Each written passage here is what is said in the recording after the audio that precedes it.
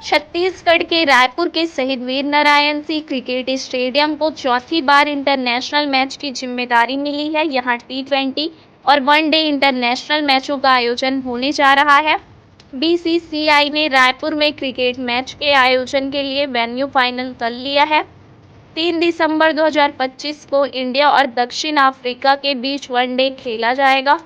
इसके बाद 23 जनवरी 2026 को न्यूजीलैंड और भारत टी20 मैच में भिड़ेंगे। छत्तीसगढ़ से राज्यसभा सांसद और बीसीसीआई के उपाध्यक्ष राजेंद्र शुक्ला ने छत्तीसगढ़ में क्रिकेट को बढ़ावा देने की बात कही। वे रायपुर में छत्तीसगढ़ प्रीमियर लीग सीजन 2 के समापन समारोह में पहुंचे थे। सीसीपीएल में रायपुर राइनोज और राजनांदगांव पैंथर्स को संयुक्त विजेता घोषित किया गया था। बारिश के कारण दोनों टीम को विनर्स ट्रॉफी सौंपी गई।